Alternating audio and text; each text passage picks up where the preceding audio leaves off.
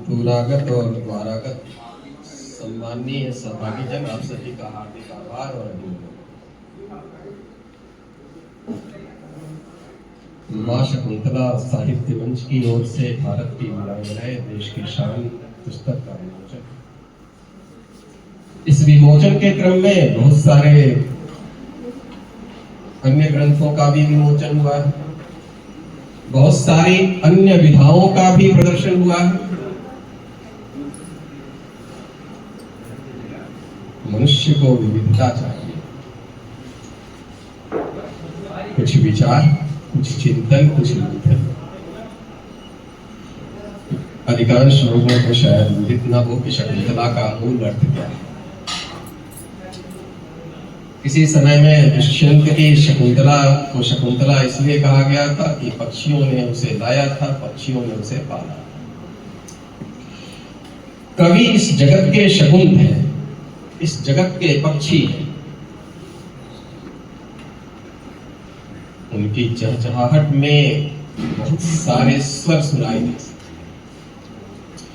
देहरी पर बैठा होगा तो काग के स्वर भी मधुर, डाल पर बैठी कोकिला के कंठ सबको आकर्षित करते, लेकिन सबको सब कुछ नहीं।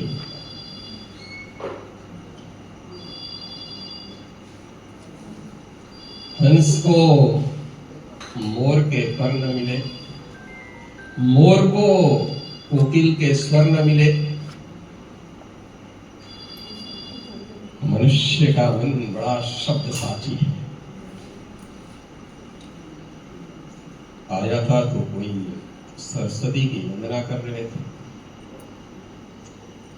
शब्दों के मोती और गीतों की माला की बात कर रहे थे। कुछ परामर्श। हर लेखक जब तक गहन पाठक न बनेगा, सम्यक लेखक न बनता।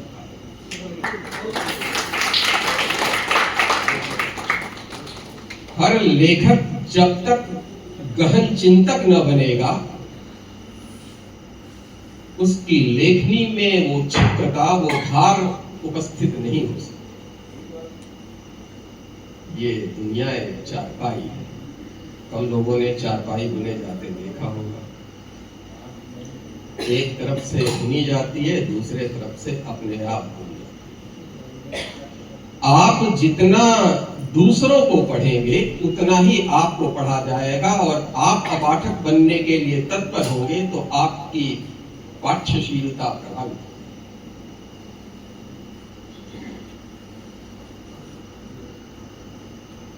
हर एक विधा एक अलग आयाम।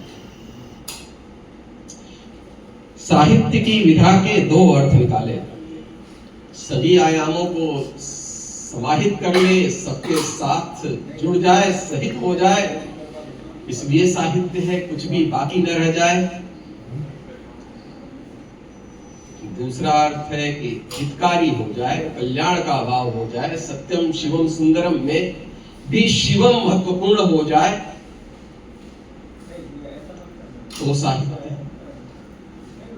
साहित्य को सीखो। बहुत बार उक्ति सुनाई जाती है कि साहित्य समाज का दर्पण। दर्पण होना अपना आदर्श है। आदर्श का मूल अर्थ ही दर्पण था। आसमंतात दृश्यते इति आदर्श। जिसके सामने खड़े होकर देख सके वो आदर्श। लेकिन केवल यथार्थ नहीं। जो बातें पकौड़ों के साथ कही जाएंगी और वे चाय के साथ समाप्त होंगी। अखबारों के साथ कही जाने वाली बातें अखबार का समय बीतने के साथ ही बिसरा भी। हम सब पुनरावृत्ति है। शब्द तो वही, शब्दों के संयोजन बदलने पर कुछ नए भाव सृजित करते, अन्यथा हम पैरोडी बनकर, मिमिक्री बनकर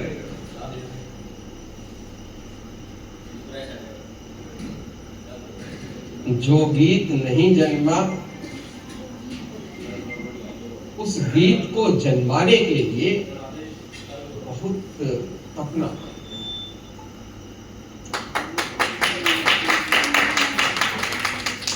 किसी की व्यंग में उक्ति थी, अक्सर किताबें वे लोग बेचते हैं जो उसे पढ़ते हैं। तो वे लोग छापते हैं जो उसे पढ़ते हैं। वे लोग उसे बांधते हैं, उसे सूत्रों में पिरोते हैं जो उसे पढ़ते हैं। वो लोग उसकी आलोचना और विवेचना करते हैं जो उसे पढ़ते हैं। और कई बार वे लोग लिखते हैं जो स्वयं पढ़ते हैं।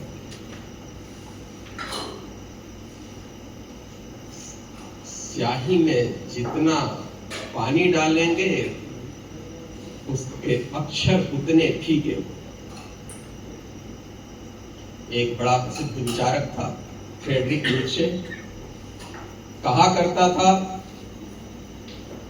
कि अब तक जो कुछ भी लिखा गया है उसमें से मैं केवल वो पढ़ता हूं जो रक्त से लिखा।